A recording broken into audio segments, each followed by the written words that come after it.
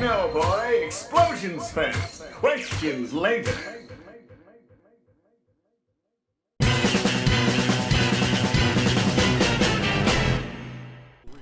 Paladins, the newest game from Hi-Res Studios, the same studio that created Smite. This game was unveiled of August of 2015 and has been in closed beta for a long time. It recently has been added onto Steam as a free-to-play game on September 15th, 2016, and boy, it is a fun game. Many people will be quick to say Overwatch clone, but from my time of playing, it's actually not really. Sure, it has its similarities, but it's almost completely different in how it's made and how the characters actually play. There's certain aspects of the characters that are much different. And besides, it has an explosives character, so you know I had to check that out. And it also has a TF2 skin for one of the characters, so I definitely had to check this game out. In this video, I briefly wanted to talk about this game and what it is and how it plays, the differences that it might have from Overwatch or Team Fortress 2. Also wanted to talk about 3 classes that I enjoy playing a whole lot, and the similarities to other classes in Team Fortress 2 and Overwatch, and the major differences that make this separate and apart from these other games. First, let's look at the champions. There's 4 different types of champions. There's frontline, which are like the tanks, damage, which is the DPS, supports, which are the medics, and flanks, which are kind of like DPS, but they're supposed to attack on the side and everything. They're kind of low on HP and everything. First of all, the heroes, we have Barrack, which is a dwarf engineer, which is what Torbjorn is, but we've got Fernando, which is basically Reinhardt, but younger with a flamethrower.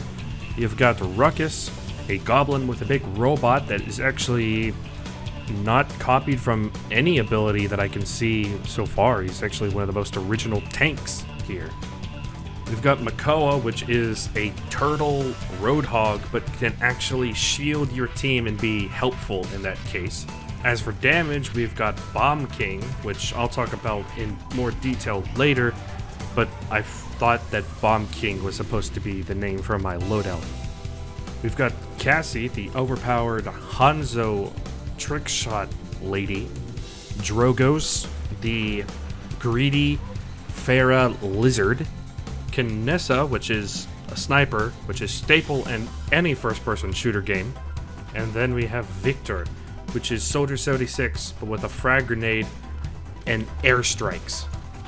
Now for the support characters, and here's Grok, which heals like Soldier 76 and uses lightning and everything to attack. We've got Grover, or Groot, who passively heals nearby allies and has a giant throwing axe that it can do up to 1,200 damage. There's Pip, a little fox type creature that shoots potions and whatnot. And then you've got Ying, and she just likes mirrors. Now for the flank classes, and you've got Androxus, which is the edgiest character in this game that embodies every single offensive class in Overwatch except for Soldier 76, which I'll talk about him later. There's Buck, he's big and he shoots stuff. There's Eevee, which is Mei, but a Winter Witch Mei. And then you've got Skye, which is the Spy, but with Tracer's ultimate. Keep in mind, there will most likely be more characters added as time goes on. It seems like there's plenty of room for innovation, and it also is the note that I did not talk about these characters a whole lot because a lot of these characters need their own video, and I really just want to talk about 3 characters in depth, and some of them don't even have stories to them. So it's really hard to talk about them with not even having any stories. Even the ones I want to talk about today don't really have any stories, I don't think, so that's fun. So now let's talk about the game itself, and there are 2 game modes. Payload, which does not seem to be in the game at this current moment, and Siege, which is a hybrid of King of the Hill and Payload. Basically, each team will go until they have 4 points. If you capture the points in the King of the Hill type fashion, by standing on there and getting 100 points through over time, you get 1 point for your team. if you push the payload that spawns right after capturing that point to the very end, you get another. And so it keeps going until one team has 4 points. So that's interesting, and it's actually quite fun. It's something I never thought would actually be put together, but actually was put together quite nicely. Teams consist of 5 players each. There's 2 teams, and on each team, there can only be 1 of each class. There's a class limit of 1. So that's very different than anything else, and I guess they just wanted to make it so that there's not going to be, like, a big problem with consistency and, like, fairness to the opposing teams if one team decides to go all of the stupid barracks or all the stupid overpowered Hanzo class person. Hate that one. Each class has card loadouts, which can be edited if you get the certain cards from getting the random loot boxes at the very end of games. This could give a variety of different ways to play a class, giving different things like different boosts to certain abilities or different buffs or debuffs depending on how this wants to be played.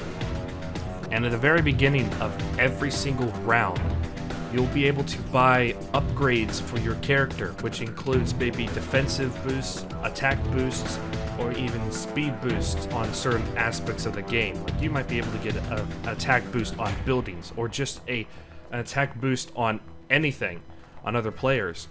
And this is bought by being able to get credits, which you get credits by killing other players and gaining points. It's kind of like a score. You gain a certain amount of credits over time, and you start with 400, which guarantees you to buy at least 1 card or one of these upgrades at the very beginning of the game. So it adds a little bit of variety depending on what the other team is running. If they're decided to run in all of the engineer class, then you can invest in doing more shield damage or building damage. If they're just going to be running flanks, you can invest in doing more damage just to other players. So I want to talk about 3 characters in this game. These are my favorite characters to play with, and looking at these characters at first glance, you can easily draw comparisons with Overwatch characters or partially with Team Fortress 2. And the first one I want to talk about is Drogos.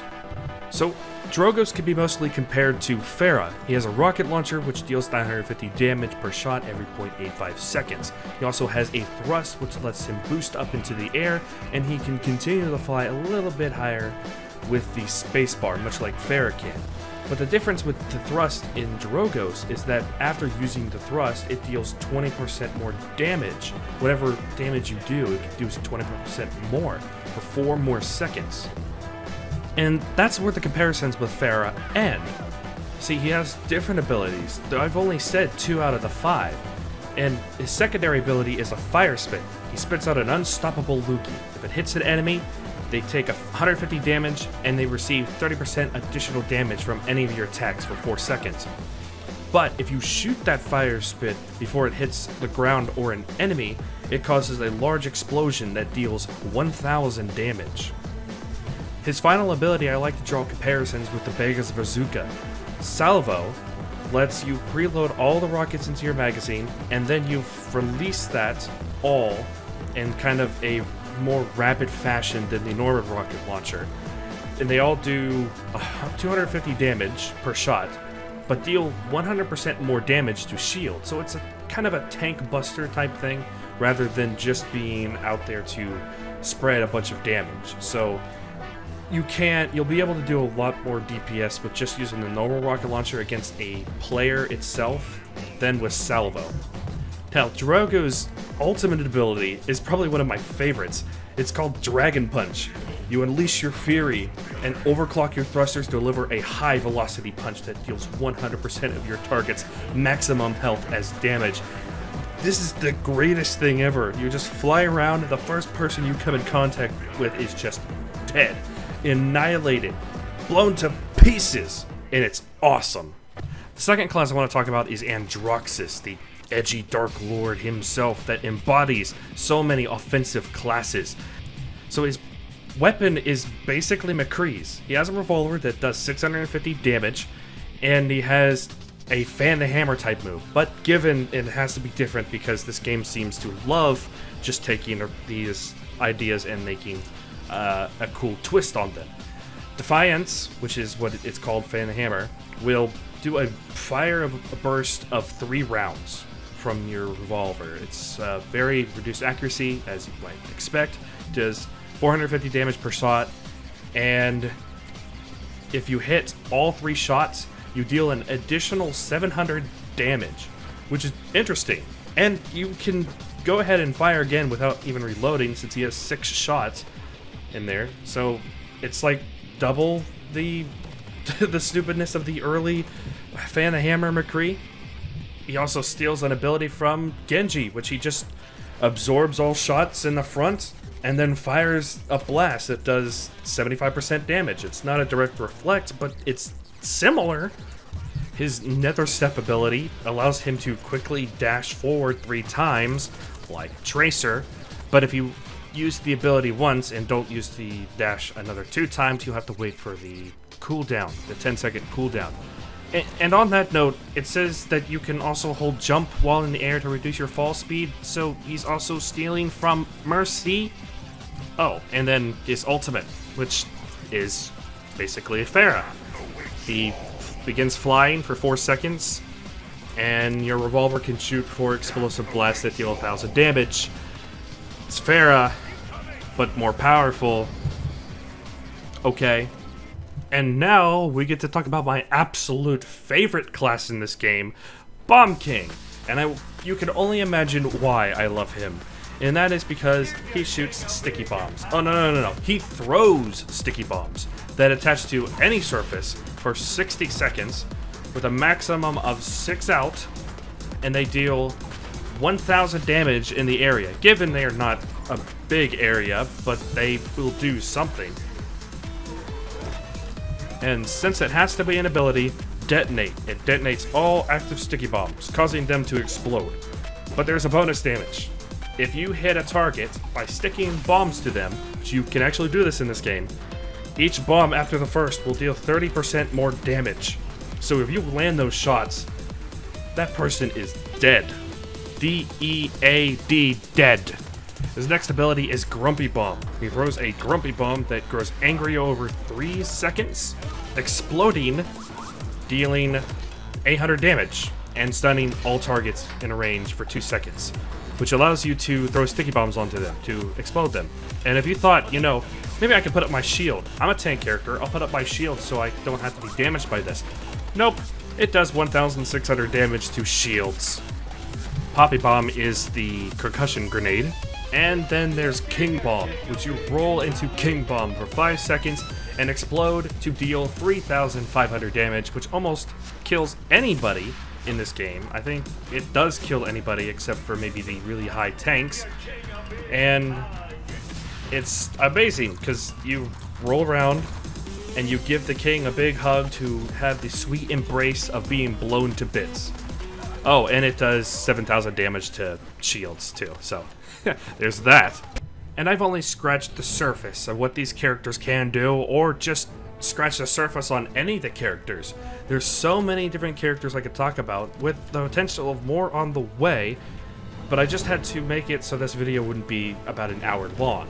Now, if you want me to talk about some other characters, then comment below saying that you want me to, but if anything, if I want to talk about this game again, I'll talk only about Bomb King, because really, since he is my favorite class, and I mainly play classes that are explosion-based, that aren't like rockets, just grenades and stuff like that. So I might talk about him more in the future, but, it's just a maybe. I do want to just talk about Overwatch and TF2, and I thought maybe just talk about this a little bit to, get hype and get views, as any normal YouTuber would do. But, thank you all so much for watching. This has been HR Prime. Thanks for your time. God bless, and happy gaming.